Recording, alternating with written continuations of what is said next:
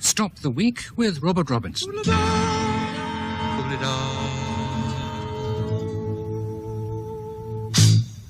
Hello. Our conversation this evening comes from Anne Leslie, the journalist, Nicholas Tucker, lecturer in psychology at Sussex University, Edward Blishen, the author, and Laurie Taylor, professor of sociology at York University. And we have music from Jeremy Nicholas. I turned on the telly in the hotel.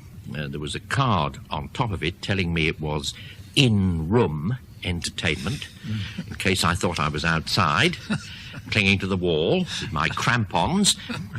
And there was suddenly Shaw Taylor sitting on a settee next to a middle-aged woman in the foyer of a Spanish hotel. And I wasn't sure whether it was a commercial, especially when he turned round to the lady beside him and fed her a potato crisp as though he thought she was a chimpanzee. Fortunately, it was his wife, which is why he didn't get his teeth knocked down his throat. But what made me think it was a commercial was the big friendly smile Shaw was giving me and the roguish way he was wagging his head. But it wasn't a commercial. It was a holiday programme, and the next you knew, there was Judith Chalmers, tanned a bright canary yellow, either by the tropic sun or the in-room entertainment facilities, and smiling bravely from the desert island they'd marooned her on. And still the feeling of it being a commercial persisted. Next day, I walked round to Millet's with my friend from East Molesey, who was kitting himself out for a flyaway indoor bowls, clay pigeon and fabric weaving mini-break on the Isle of Purbeck. And I asked him what the allure of such holiday brochure programmes might be. Pulling on his activity stockings, he said he personally watched them in order to feel relieved that Shaw Taylor and Judith Chalmers had gone without him. But he said it is a commercial. What they're selling is the idea of holidays, the fantasy, the dream. Glossy brochures and holiday programmes are there as much to entertain those who aren't going as to inform those who are. Then he buckled on his snorkel and swam off down Holborn. Now tell me, do the rest of you find the programmes and the pamphlets seductive? Certainly, it turns things into holidays. Because I remember going into a shop some years ago and saying, I was thinking of going to Italy, and she said, well, you have to hurry up and make up your mind where you want to go because there aren't many holidays left. And this is like a quantum theory of holidays. When these people come on and they talk, I mean, they're enthusiastic people like you're describing, and they say, and then you catch the tram and you do this and you go down and there's the port and then suddenly someone at the end says, how much does that holiday cost? And the thing has suddenly been shaped up into a thing called a holiday. I think that the maddening thing about these brochures is that everything in them is in a sense true and everything is a whopping great lie. I mean, you can take photographs of the Costa Brava from a certain angle that makes it seem almost pleasant. I'm not too sure you're right. Well, I've got a few brochures I think that can prove it. And there are some people who look quite nice in their tanning positions on the sand. But the trouble is, the more of this stuff you read, the more the sort of cynical voice of you says, oh, come on, they're not showing you where all the sewage comes out. They're not showing you all the things you don't want to see.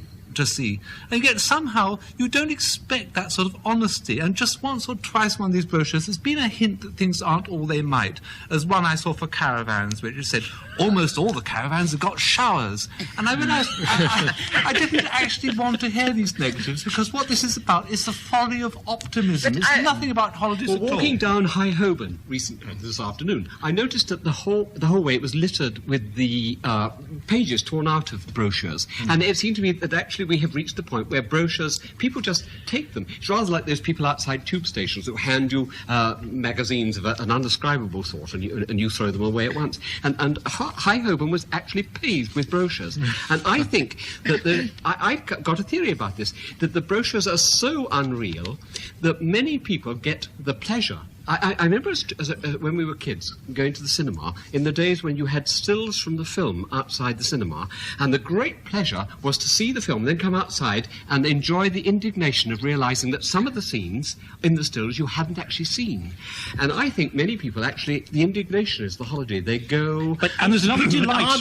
Go on, Laurie. There's another delight related to that brochures, though, because I never laughed so much with my father as when we used to get the brochures and we would sit down and we would read out the descriptions. And I never saw a man so amused. He would roar with laughter until tears ran down his cheeks. He'd say, look at this description, you know. And he remembered going to Port Erin once and having to stand on the lavatory seat in order to be able to see the view of Port Erin Harbour, as in fact it had been in the brochure.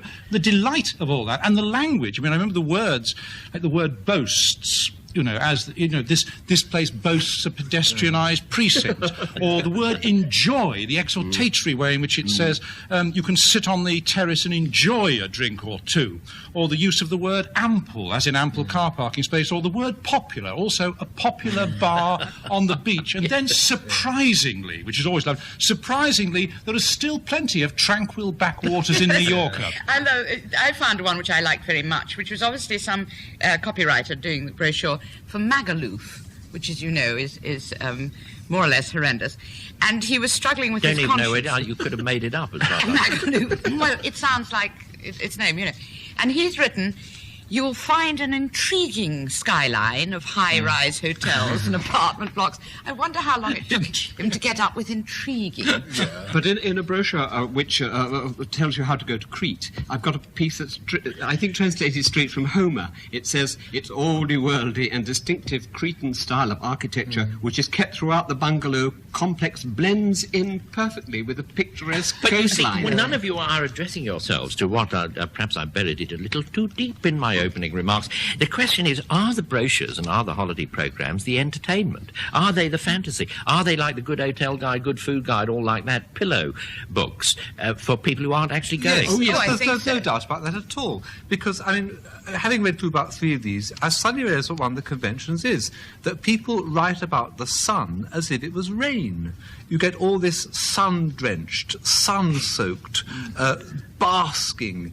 And this is what, I think, in a cold and grey climate as we have now, you actually go to these brochures for. You go to keep warm.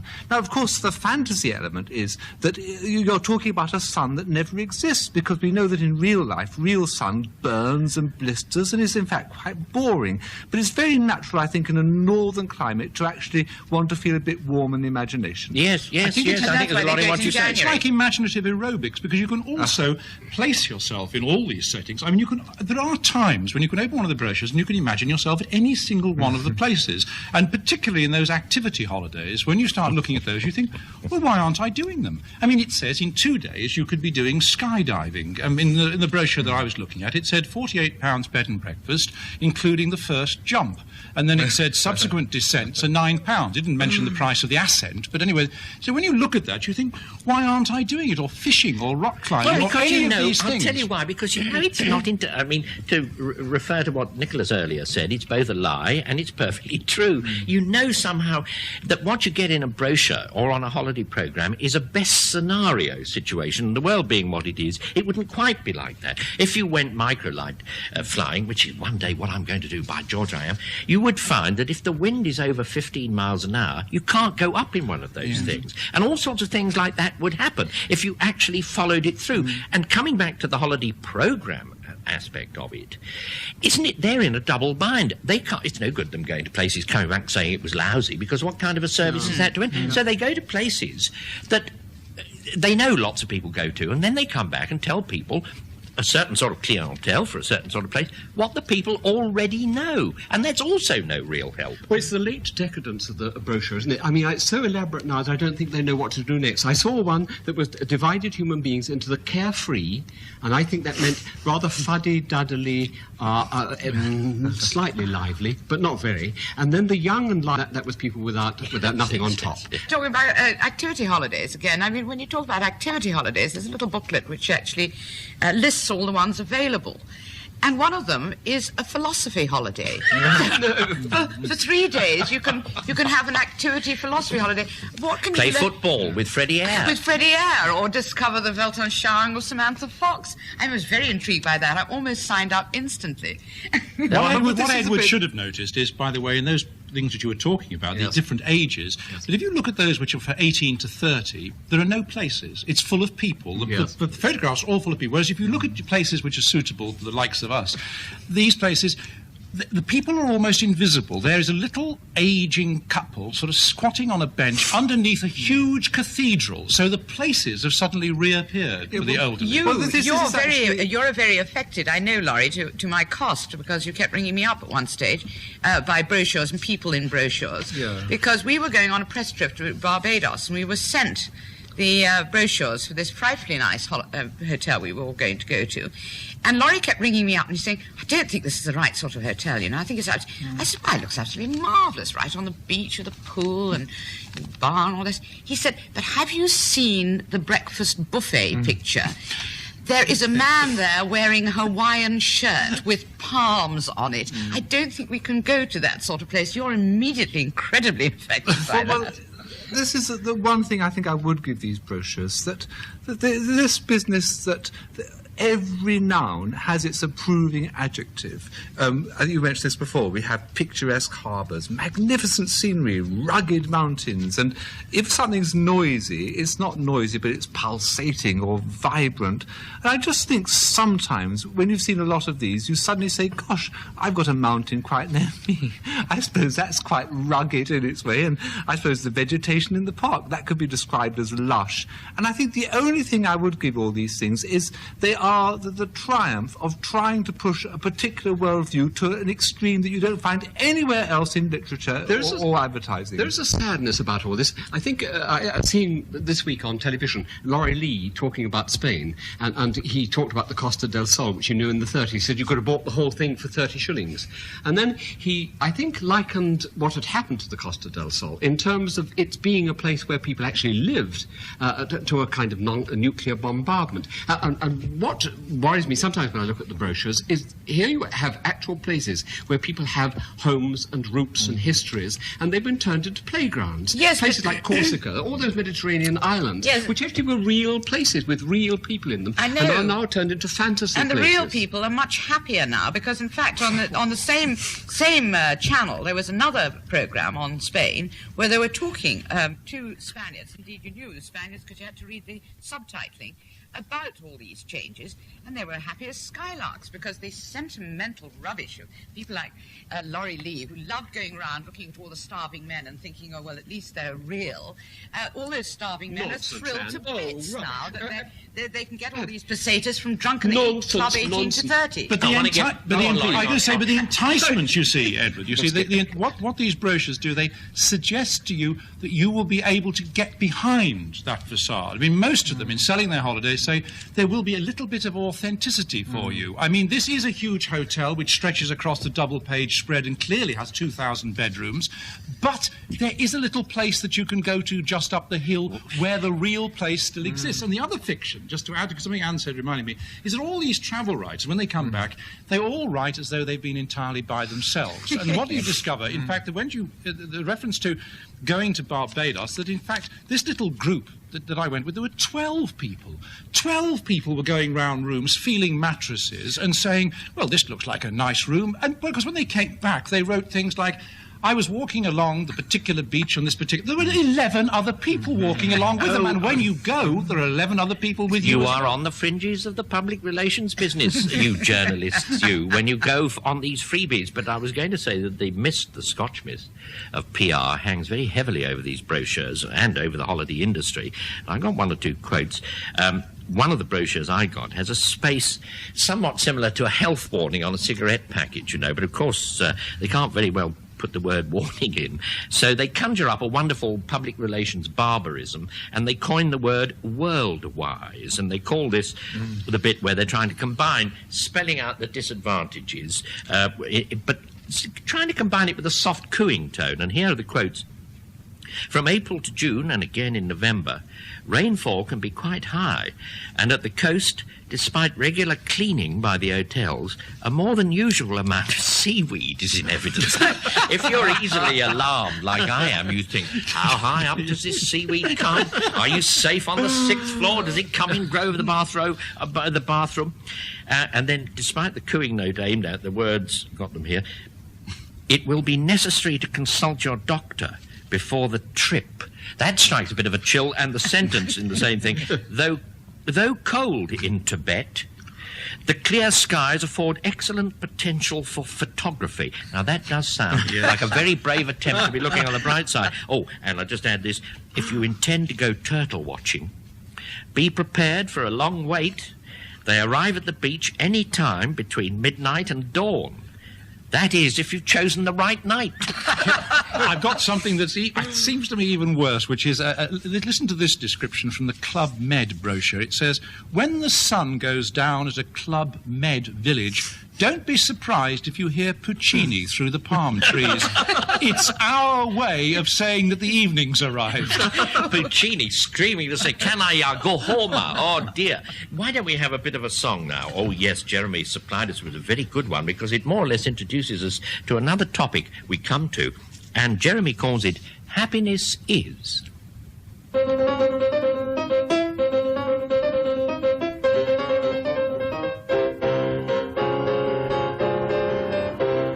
Holiday in Rio de Janeiro, and a rebate from the taxman make you smile. But though your overdraft at last is down to zero, the only thing that makes it all worthwhile is the failure of a friend, the failure of a friend. It's that smug self-satisfaction that's so hard to comprehend. He had it coming to him, his house was built on sand. Oh, the joy of sympathizing while you laugh behind your hand. The failure of a friend, the failure of a friend, and the happiness of someone else at sea. They're hysterical with grief, but to you it's light relief, just as long as it's not happening to me. Happiness to some is backing horses, to others it's the day's first cigarette. But the best is when your closest friend divorces, is arrested or gets hopelessly in debt. Oh, the failure of a friend, the failure of a friend. Yes, it's cheered you up enormously, admit it, why pretend? The next time that we see him we can say, I told you so. Commiserating leaves us with that warming inner glow. And the failure of a friend, the failure of a friend, who has tripped up on a large banana skin. As we listen caringly, thinking, rather him than me, we're so happy we can hardly hide the grin.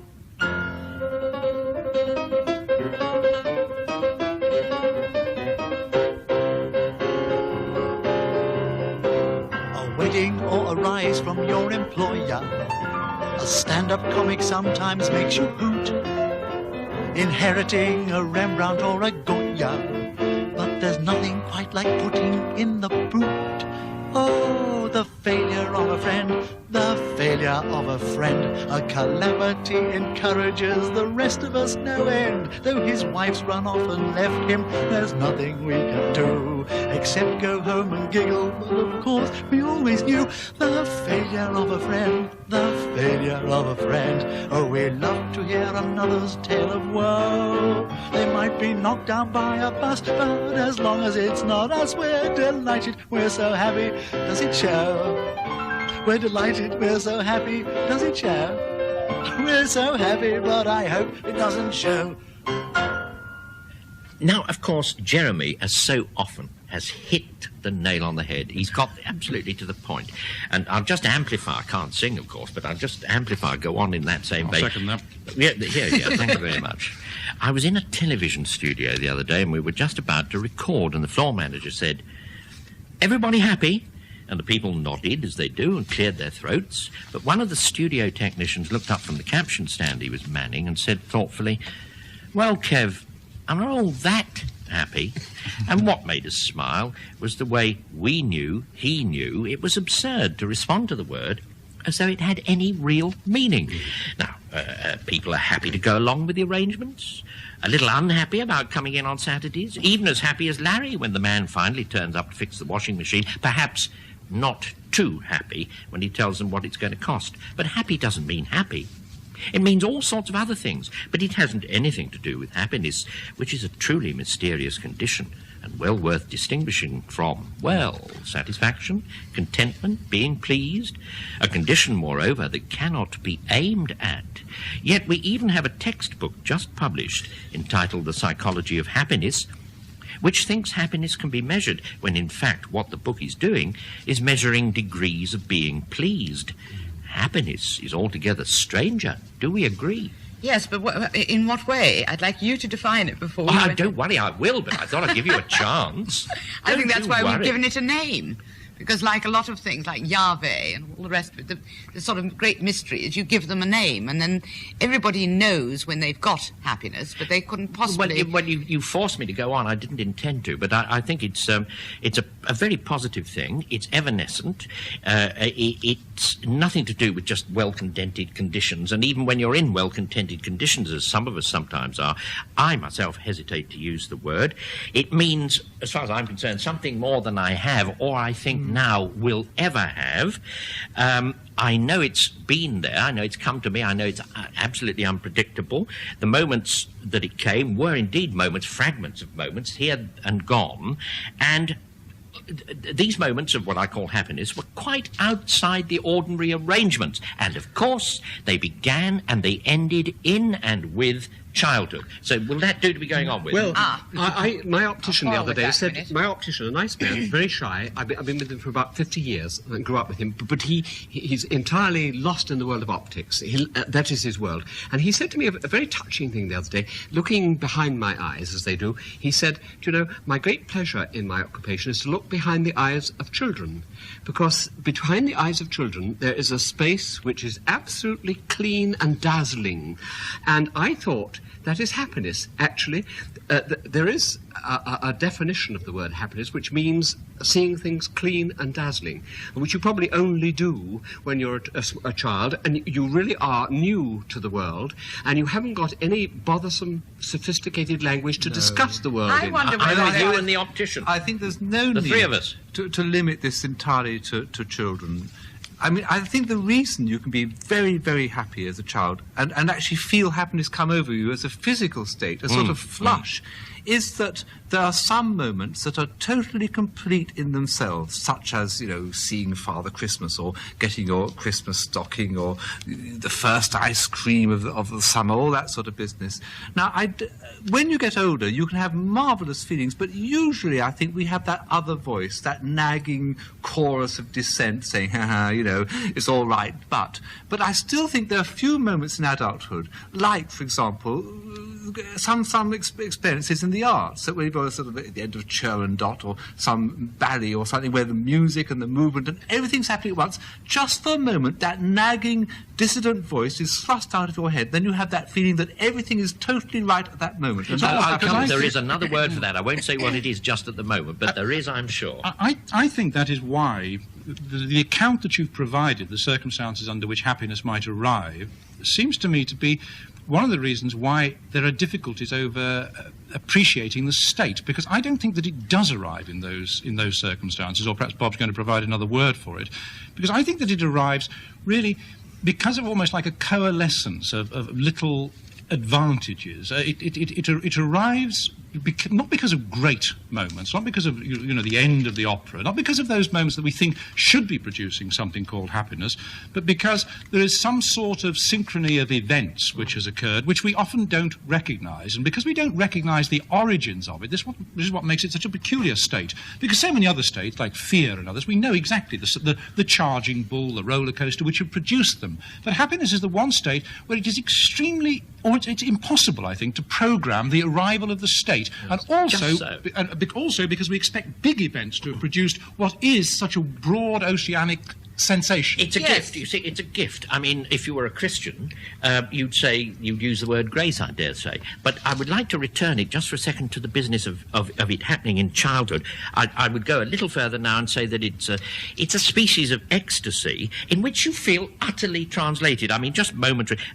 What you sense, and I can almost remember it. I can't remember the feeling, but I can remember the occasions. You feel that you've entered a dimension of unlimited possibility, undefined possibility, but quite unconditional. I mean, the next minute you're back on your feet, you're back where you were, and it's almost... Nicholas said about it being physical. It was almost like a gust of wind or a breeze or something, but it was more than that. When I use the word translated, it was as though you were also the gust of wind. You were the breeze. You were the force that was carrying you up. And my feeling is that somehow, as a child, you're born onto the summit of this thing, and you spend the rest of your time walking down into the planes, into the lower planes, where adult occupations, where possibility is replaced by something less, possibilities. But and I think this is what your optician and you would agree with. I have an image for it. Actually lying as a child of 7 or 8 in grass in summer, and neither the grass nor the summer nor the sun is an explanation. Nothing is an explanation. But the feeling is something so remarkable. And so... It happened exactly the same way with me. And when I read this book, you see, by this chap who's trying to describe happiness, he is forced to fall back upon dreadful phrases like positive life events. This lying in the grass was certainly no positive life event. It was added unto you. It was nothing, as you say, it wasn't the sun, the grass, and the freedom. It was something that... But happiness is not knowing why you are happy. That's when you're just 8. one form of happiness, Edward. I think that... Are there others? Oh, yes, Bob. You see, I think one of the essences of happiness is that you feel you've got something. Now, most of us know that wishes are infinite and they were never going to be totally fulfilled. There'll always be something left. That's why I think we could talk about sport. And one of the great moments in my life, which is pathetic to talk about now, is when I actually won the cricket match with a very nice shot over square leg. Now, just for a moment, that was the only thing that mattered. It wasn't possibilities. It was the one possibility. And just for a moment, everything became simple. You'd won, and that was the only thing that mattered. But isn't that simply, but isn't that simply, to jargonise it a little, that you were in equilibrium with your circumstances? Your circumstances were intensely operatic, and it depended on you hitting such a shot, and you were so perfectly in tune and in equilibrium. That's what you were. You were content, satisfied. You transcended your but circumstances. happy is different. But I think to be truly happy, you have to know you're happy.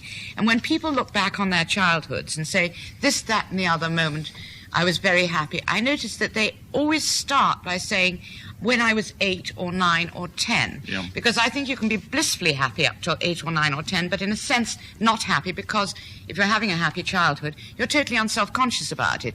I think it is when you're about 8 or 9, you start having intimations of mortality, and you get a kind of melancholy which tells you that at that moment you're happy. And my particular 8-year-old moment of happiness was in India. We lived in a wonderful old house on the sea, on the edge of the sea, on the edge of the Indian Ocean. It was a wonderful old porticoed East Indian Company house. And it was a particular afternoon, and we were lying on the veranda, and there was slats down shading the veranda from the sun. And my mother was reading to me Lepanto, Chesterton's Lepanto, and she got to the line, white founts falling in the courts of the sun. And I felt that kind of burst inside me. It's like a little bubble going off. And I thought, I'm happy because I knew there was melancholy somewhere around the corner. You see, when you're talking about those moments of childhood happiness, I think that happiness only takes on meaning if there is an alternative state, a recognised alternative state to it. And I think that in childhood, that is not the case. I don't think that state that you're describing can match anything that in adulthood we might describe as happiness. I think it is a totally different thing. It is almost like a not knowingness.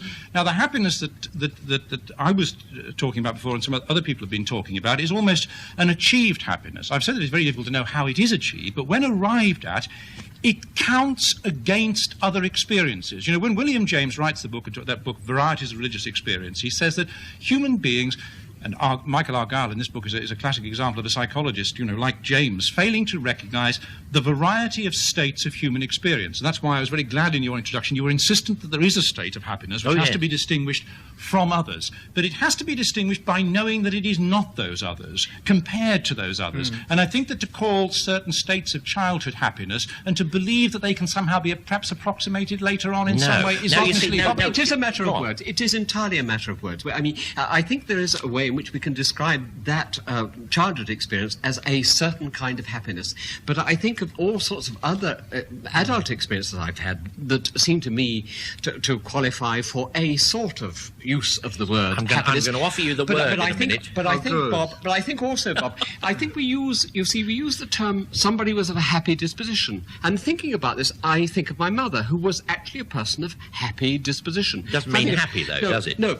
In fact, she was the victim of a great many, as Michael Argyll would say, negative life events. I mean, and she was made to be rather unhappy, but her whole disposition was to be happy. I cannot think of my mother but as a person whose whole intention, whole aim in life, achievement is the word that Laurie used, whose whole aim was to achieve happiness. Well, to achieve happiness, you see, I think it's a rather gross proposition to feel that happiness is something you can aim at. You can aim at all the other things like contentment and being pleased. You can get into equilibrium with your circumstances. But somehow it's imprudent to aim at happiness because it irritates the gods, and anyone who says, oh, I'm happy, either doesn't know what the dickens he's talking about or he doesn't mind irritating the gods. But now I'll give you the word. The word which for me, I think happiness is entirely confined to those moments of ecstasy in childhood. The word is delight or delighted. Yes. I associate that with the outdoors somehow, as I also associate those moments of happiness when I was a child. I associate it with walking, shall we say, over the high hill between Askrigg and Muka in the Yorkshire Dales, and just looking out, and the sky's above you, and there you see all the landscape stretched out before you, and you put your hands on your hips, and you laugh, or you smile. Now, that to me is delight. You aren't just pleased, you aren't just contented, you aren't just in equilibrium, you're delighted. Now, not only landscapes and being outside and sunshine or rain, but people. I think of certain entertainers as far more than merely amusing. I think of Max Wall and Jimmy James, and I think of Sid Millward and his nitwits of long gone. I think of Derek Geiler playing General Gland. And what I do, I'm absolutely delighted. I laugh, but that's part of being delighted. And I think delight is rejoicing that certain things and certain people are actually there, can exist. It's the ability to celebrate. Sounds to me dangerously like a celebration of your own sensibilities, and I think that I do. I think that is the danger, because I just want to talk about the arbitrary arrival of happiness. Entirely. But that doesn't seem to have that quality to me. That seems to me to be something. But I'm not saying that everyone is delighted by the things I am. No, sure. But delight and delighted. Yes. No, I totally believe in what you're saying, Bob, except that I think it's a tiny bit of a cop-out.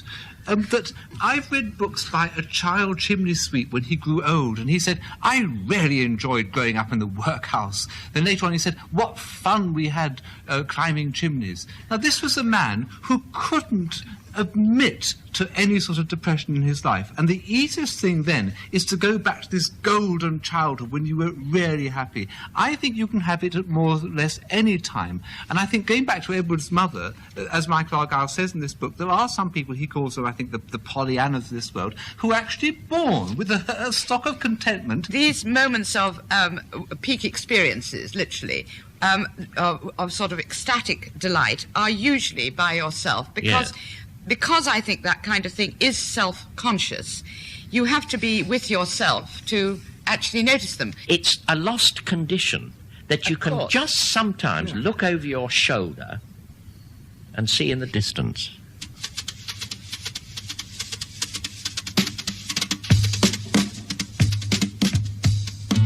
Anne Leslie, Edward Blishen, Nicholas Tucker and Professor Laurie Taylor were stopping the week with Robert Robinson. Jeremy Nicholas provided the musical interlude, and the programme was produced by Michael Ember.